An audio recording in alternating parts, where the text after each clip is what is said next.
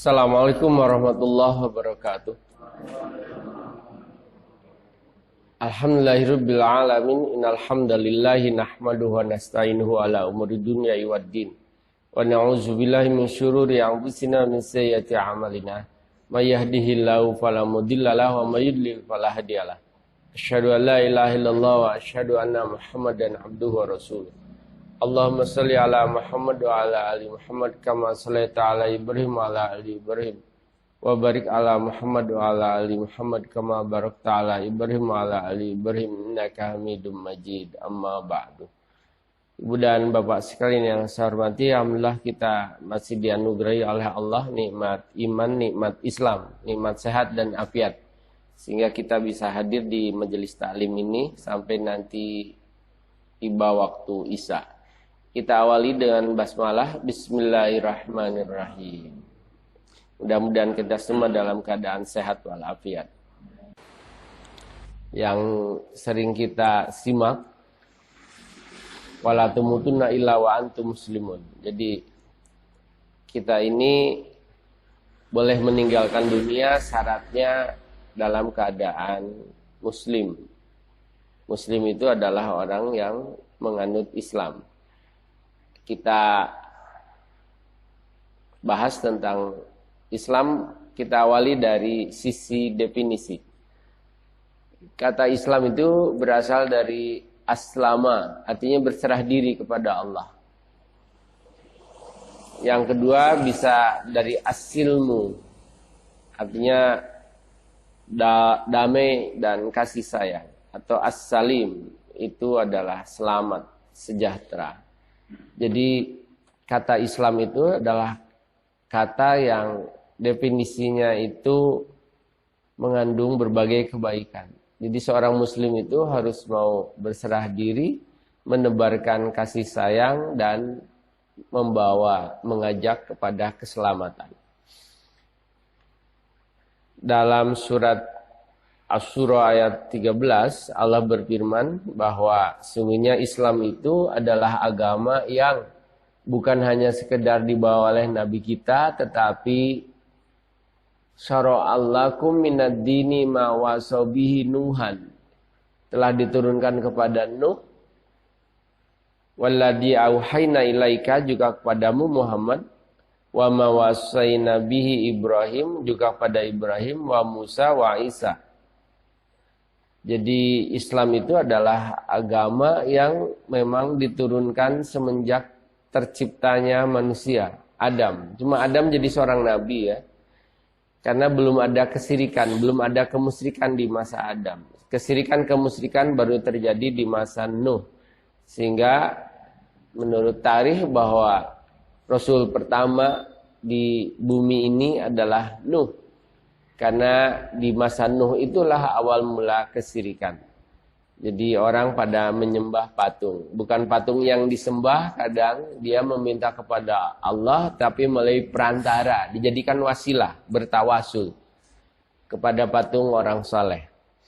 Nah semenjak itu maka dikenal dengan ada Ya'uq, Yagus. Jadi nama-nama dewa-dewi di masa Nabi Nuh. Lalu ada hadis yang menjelaskan tentang definisi Islam yang paling singkat. Jadi ketika Thalhah bin Ubaidillah itu dia meriwayatkan kasus ja'a rajulun ila Rasulillah sallallahu alaihi wasallam, datang seseorang kepada Nabi min ahlin Najdi, dari kota Najd. Sayro ra'si yusma'u dawiun sawtihi, yang rambutnya khusus, lalu terdengar gema suaranya yang tidak begitu jelas. Sampai hatta dana Rasulullah SAW itu dia hingga mendekatkan telinganya, faidahuwa yas'alu anil Islam, yang orang itu ternyata bertanya tentang Islam. Bilang kepada Rasulullah, jelaskanlah apa itu Islam. Maka Rasulullah menjawab, al-Islamu huwa, Islam itu adalah khamsu shalawatin fil yaumi wal lailati. Islam itu adalah sholat 5 waktu dalam sehari semalam. Lalu orang itu sepertinya nggak puas. Faqala hal alayya ghairuha, apa ada yang lain selain itu wahai Rasul? Nabi bersabda, la, nggak ada. Illa anta tawwa, kecuali kalau engkau mau melaksanakan yang sunnah-sunnah saja. Jadi paling enggak setidak-tidaknya orang mengaku Islam itu nggak boleh luput itu sholat. Begitu sholatnya nggak kena, maka pengakuan keislamannya itu disangsikan. Syahadat sih mudah, cuma 1 kali. Begitu orang ucapkan syahadat, dianggap dia sebagai seorang muslim. Tapi kan syahadat itu bukan satu-satunya. Dia hanya rukun Islam yang pertama, pintu gerbang untuk masuk ke dalam Islam. Selanjutnya ada kewajiban, syukur-syukur sampai di 4. Ada sholat, ada zakat, ada puasa, ada haji. Tapi paling enggak, kalau ngikut kepada hadis riwayat Bukhari ini, paling enggak ya sholat. Sehingga Rasulullah itu bersabda, kemudian di akhir dialog setelah orang itu berlalu, Rasulullah itu bilang kepada para sahabatnya, aflaha in sodaqa, orang itu masuk surga dia kalau benar. Jadi sekedar salat itu loh, nah ada jaminan masuk surga. Karena memang tidak semua orang bisa zakat, tidak semua orang kuat puasa, dan tidak semua orang dikasih kemampuan untuk haji. Tapi kalau untuk sholat, nggak ada istilah orang nggak mampu. Kalau sholat pasti. Kalaupun ada orang nggak sholat setelah mengakui Islam sebagai agamanya, itu hanya faktor malas aja. Kalau sudah malas kan susah sudah. Jadi nggak ada niat baik lah. Nggak mau dia berusaha. Padahal sholat itu kan yo gratis, yo gak ngangkat beban apapun. Tambah ketika ngumpul di masjid itu kan bisa bersilaturahmi, bisa berjamaah, lalu bertambah saudara, saling mendoakan. Kayaknya gak ada jeleknya orang sholat. Apalagi sholatnya itu di masjid dengan jamaah. Jadi definisi Islam yang paling singkat itu adalah setidaknya sholat 5 waktu. Itu udah mencukupi. Dan Rasulullah bilang masuk surga dia kalau benar seperti apa yang ditanyakan itu. Lalu definisi yang lengkap itu gimana? Islam itu adalah agama alladzi ja'a bihi Muhammad sallallahu alaihi wasallam wa ma anzalallahu fil Qur'an. Islam itu adalah agama yang diturunkan oleh Allah kepada Nabi Muhammad yang terdapat dalam Quran. Wa ma ja'at bihi sunnah as-sahihah, dan yang tersebut dalam sunnah as-sahihah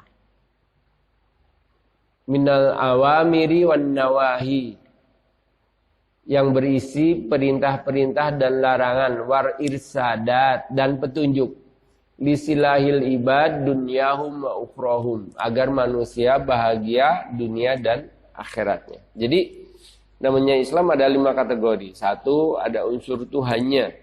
Jadi harus jelas. Yang menjadi pembeda agama kita dengan agama lain itu di mana? Di unsur ketuhanan. Islam itu kan Tuhannya betul-betul Esa. Esa yang tidak berbilang. Esa yang tidak bersekutu. Esa yang tidak berunsur. Esa yang tidak beroknum. Jadi Esanya Esa murni tunggal.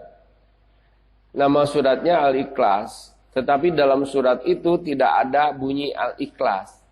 Tapi namanya Al-Ikhlas. Al-Ikhlas itu apa? Murni, tidak kecampur apapun. Penjelasannya tentang Tuhan. Jadi orang-orang kafir Quraisy ketika itu bertanya kepada Nabi tentang zat Tuhan. Karena bagi mereka itu Tuhannya terlalu abstrak. Gak bisa ditangkap oleh indera. Karena memang Allah bukan materi ya. Tapi dari mereka itu selama ini yang namanya Tuhan itu berwujud. Begitu Nabi kita mengenalkan eksistensi zat Tuhan itu tidak berwujud. Sehingga mereka bertanya, apakah Tuhanmu dari emas atau dari perak? Nabi tidak langsung menjawab, maka turunlah ayat. Kul, katakan, Allahu ahad. Kul huwallahu ahad. Katakan Allah itu Esa. Esa yang bagaimana? Esa yang tidak bergantung. Bergantung pada ruang, bergantung pada waktu, bergantung pada sesuatu. Bergantung pada ruang itu berarti dia menduduki ruang tertentu, itu kan materi ya. Ada di masa tertentu, itu materi. Dan Allah itu bukan materi. Kelasnya malaikat dari cahaya aja, itu waktu udah gak begitu fungsi bagi cahaya itu. Karena dia sangat cepat bisa masuk ke masa depan, ke masa lalu. Lalu cahaya kan tidak menempati sesuatu tertentu. Sangat halus materialnya. Allah lagi itu cahaya di atas cahaya, sumber cahaya. Dan Allah itu bukan dari cahaya. Tapi dia yang mengasihi cahaya. Nah, jadi agak susah itu orang menangkapnya apa itu Tuhan. Maka Allah menjelaskan Tuhanmu itu yang tidak bergantung pada waktu, pada ruang. Di agama lain kan Tuhannya itu masih butuh ruang. Kadang butuh makan. Sehingga dikenal dengan sesuguh, sesajen, cawisan, sandingan.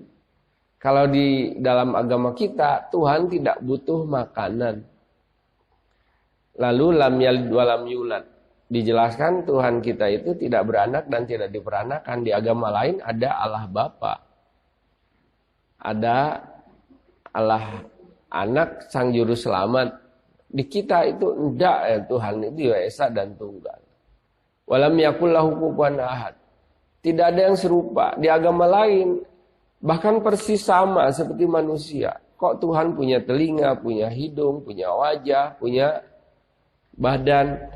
Jadi kita ini kenapa nggak mau mengambil agama lain? Karena kita tidak bisa terima konsep Tuhannya.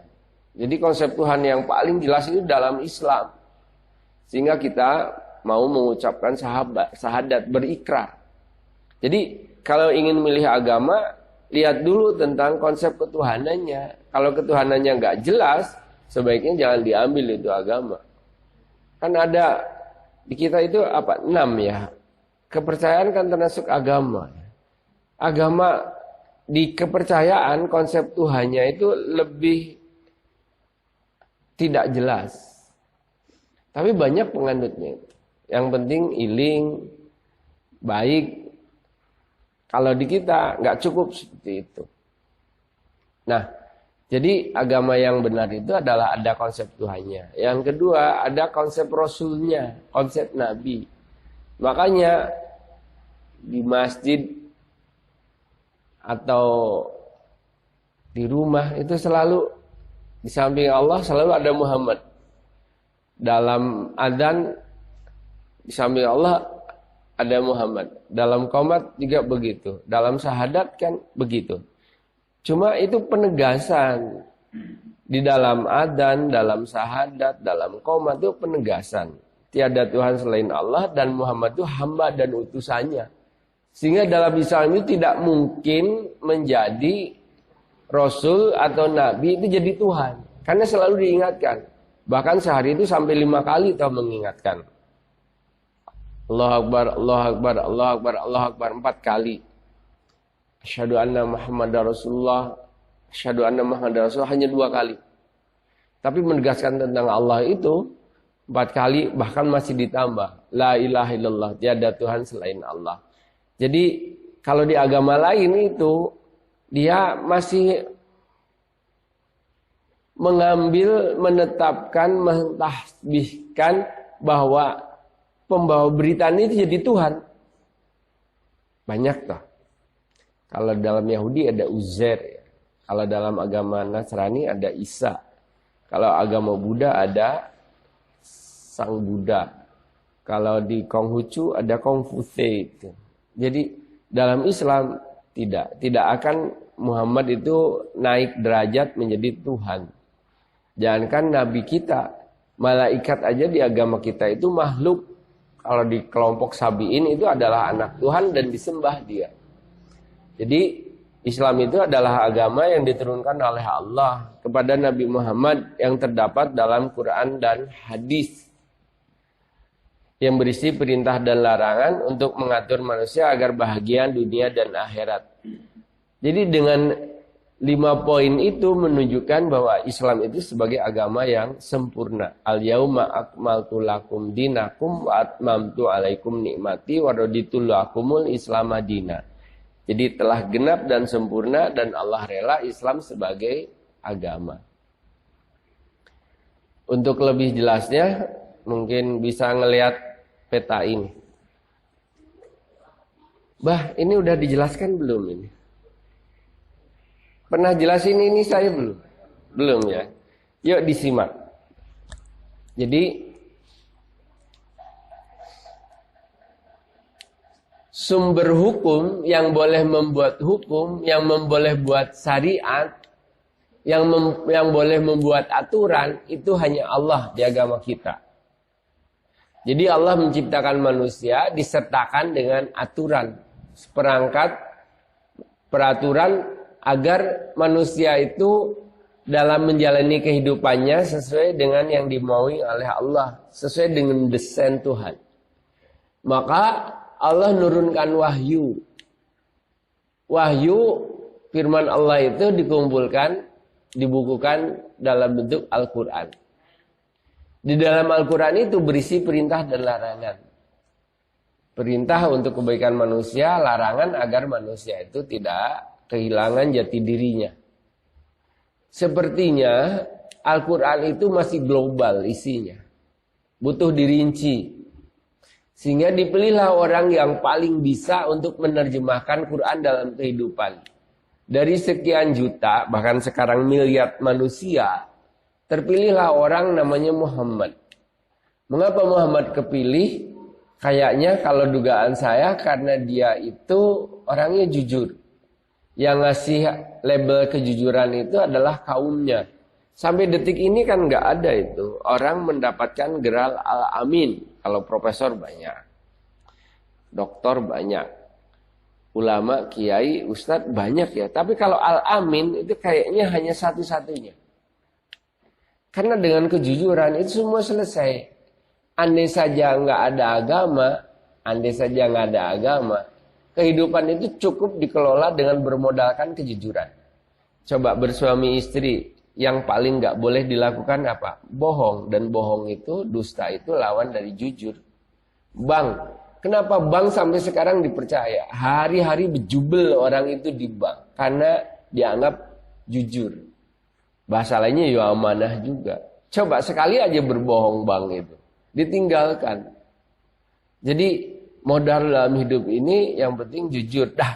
Nabi kita itu orang yang jujur. Satu-satunya mendapat gelar Al-Amin, satu-satunya juga belakangnya itu beda dengan nabi lain. Kalau nabi lain kan alaihi salam ya. Nabi Muhammad sallallahu alaihi wasallam. Nah, ketika Nabi Muhammad menerjemahkan Quran dalam kehidupan, itu namanya hadis. Jadi yang namanya hadis itu adalah segala apa yang datang dari nabi kita. Baik ucapannya, perbuatannya, keputusannya, sikapnya, diamnya, persetujuannya. Pokoknya segala macam yang datang dari Nabi itu namanya hadis. Kalau yang datang dari saya itu bukan hadis, fatwa aja bukan. Ini hanya sebatas penjelasan. Tapi yang datang dari Muhammad itu semuanya kategorinya adalah hadis. Jadi hadis itu adalah segala apa yang datang dari Nabi. Maka Islam itu adalah Quran dan hadis, itulah Islam. Yang bukan dari Quran, bukan dari hadis, itu bukan Islam. Ketika orang yang paling dekat dengan Nabi, bahkan ada di antara kelompok ini, sahabat ini, ada 10 orang yang dijamin masuk surga. Orang yang dijamin masuk surga 10 orang pun itu kategorinya ketika menerjemahkan firman Allah dan sabda Rasul, Quran dan hadis dalam kehidupan, itu jatuhnya sebatas hanya pendapat. Namanya pendapat gak mutlak, gak absolut kebenarannya. Bisa benar, bisa salah. Benar kalau sesuai dengan Quran hadis, salah kalau bertentangan, apalagi kalau gak ada. Sehingga gak boleh diikutin. Di bawahnya sahabat itu ada tabi'in, di bawahnya tabi'in ada tabi'ut tabi'in, di bawahnya lagi sampai sekarang itu dikenal dengan ulama.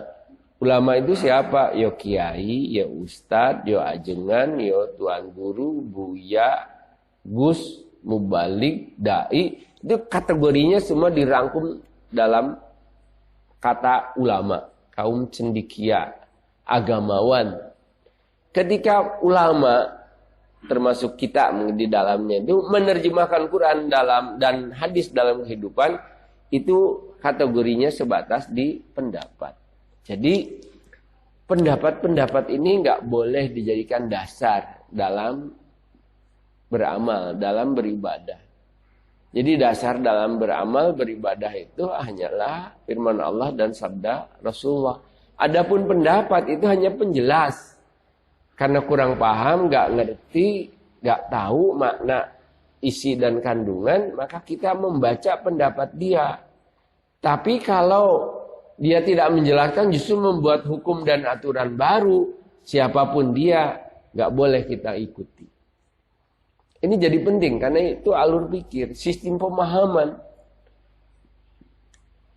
Sehingga kembali ke awal, ini, definisinya, Islam itu adalah agama yang diturunkan oleh Allah kepada Nabi Muhammad, bukan yang lain. Saya sebut di sini, Islam adalah agama yang diturunkan oleh Allah kepada Mukidi Sallallahu Alaihi Wasallam. Jelaskan salah. Mukidi itu bisa tokoh setempat, kiai setempat, tokoh lokal, tokoh agama, pemimpin agama. Islam adalah agama yang diturunkan kepada Mukidi Sallallahu Alaihi Wasallam yang terdapat dalam Quran dan tersebut dalam sunnah yang sahih berupa perintah dan larangan serta petunjuk untuk kebaikan manusia agar bahagia dunia akhirat. Siapa yang terima ini? Gak terima. Di Surabaya dulu kan ada toh nama Nabi Sugeng ya, karena Surabaya ya. Kalau dekat Jawa Barat ada Santoso nama Nabi. Kalau di Jombang ada dulu Isa Habibullah. Masih agak ngarap-ngarap dikit lah. Tapi kalau Santoso, kalau Sugeng Sallallahu Alaihi Wasallam kayaknya nggak pantas itu. Sehingga dalam beragama itu nggak boleh merujuk kepada tokoh setempat. Beragama itu merujuk kepada apa yang difirmankan oleh Allah dan disabdakan oleh Rasulullah. Karena yang berhak membuat hukum itu adalah Allah, dan kemudian yang berhak untuk menjelaskan firman Allah itu hanyalah Rasulullah. Bahkan Allah itu mengasih stempel wa mayantiku anil hawa in huwa illa wahyun yuha. Semua sabda Nabi itu sama sekali bukan berdasarkan syahwat.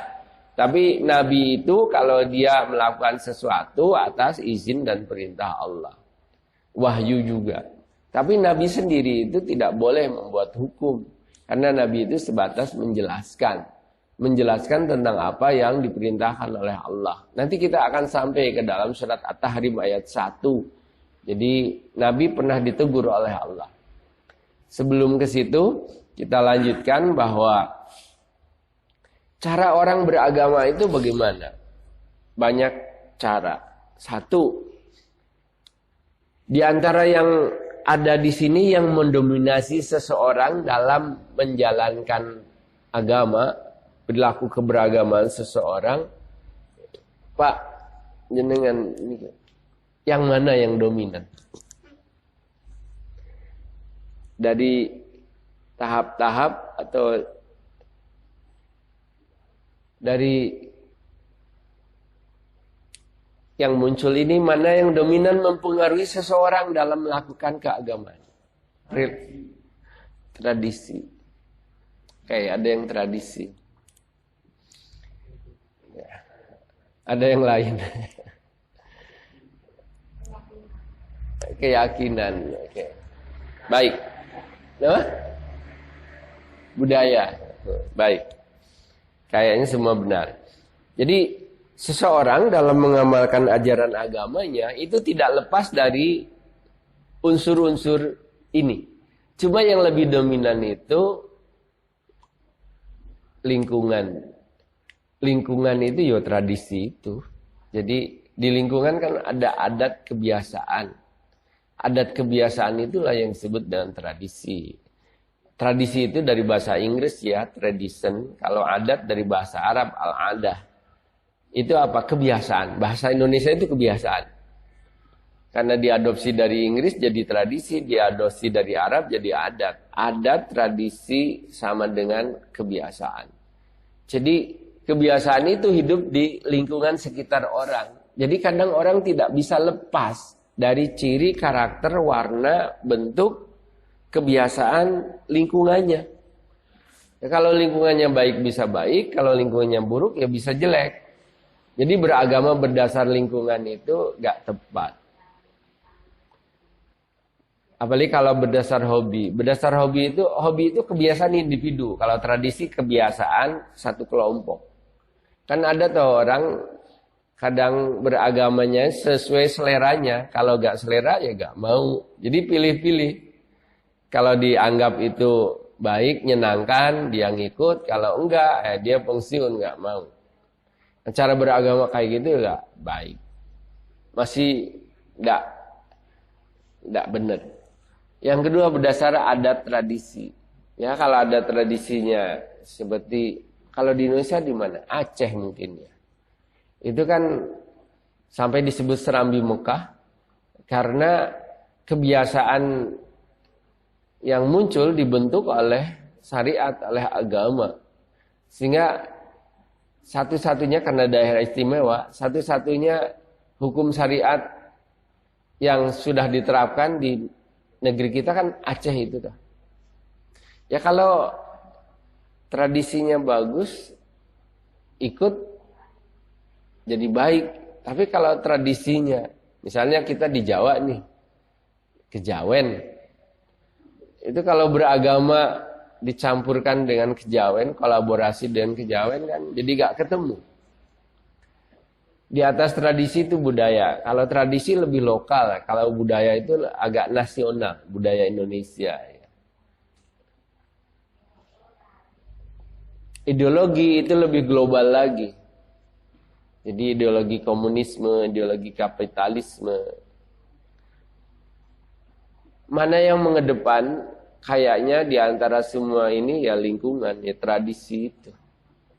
Lalu cara beragama yang benar itu seharusnya seperti apa?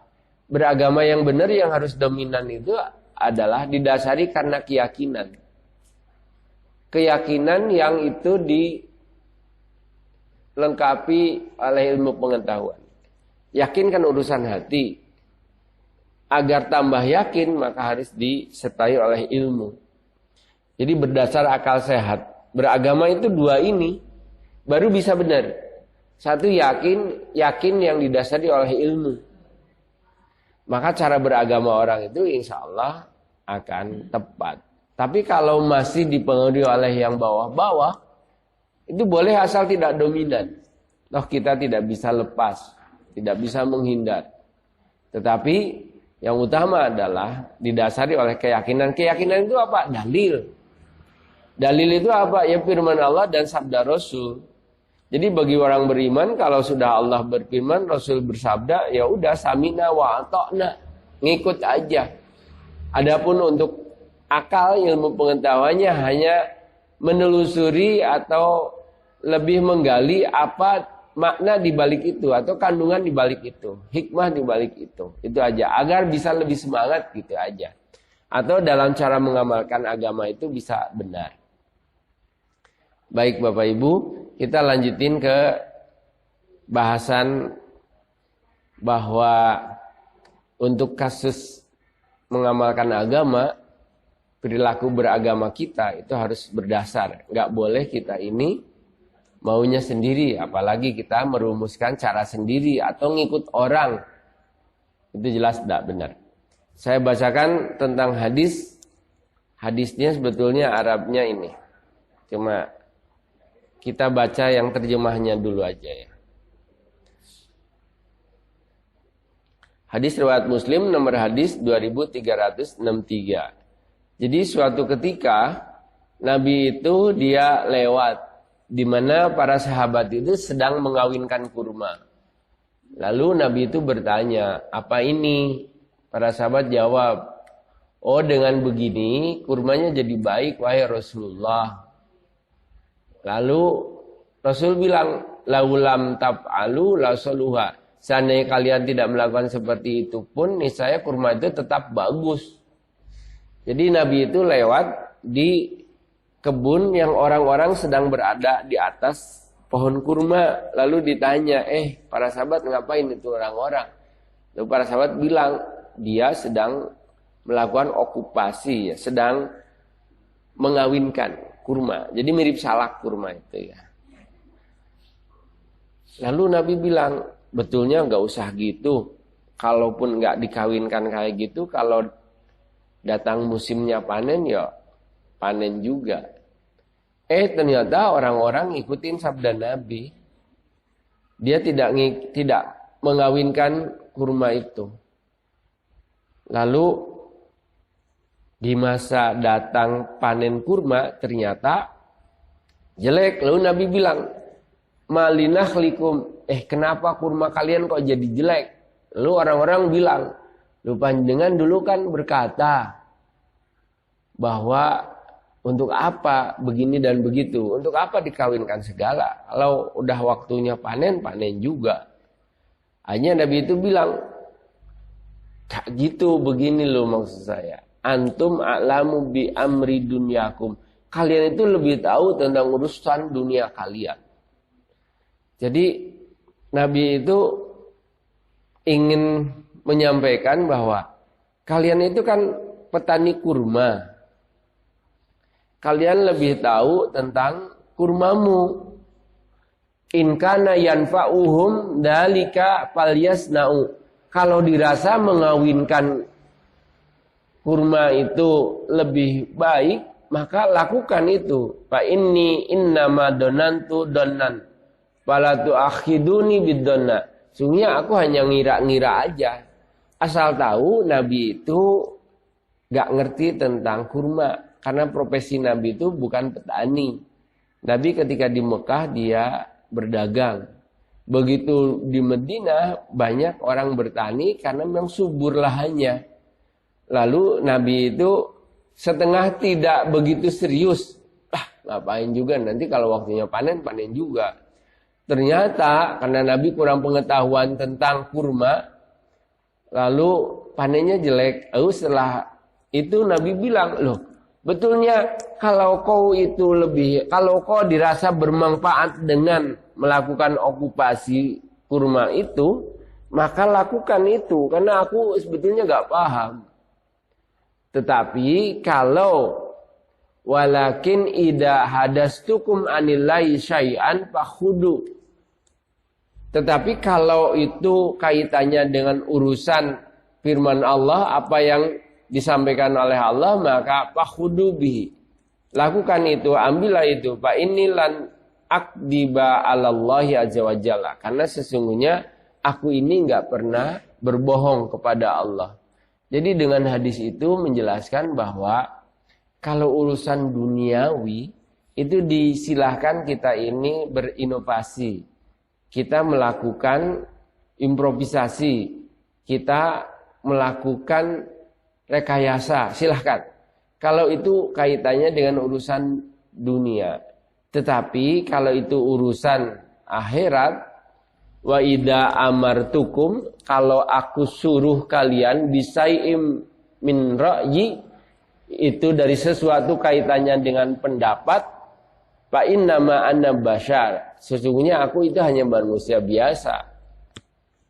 Tetapi kalau itu kaitannya dengan urusan agama, fa in kana min amri dinikum, kalau itu kaitannya dengan urusan agama Islam, maka farudu ilaya, kembalikan kepadaku.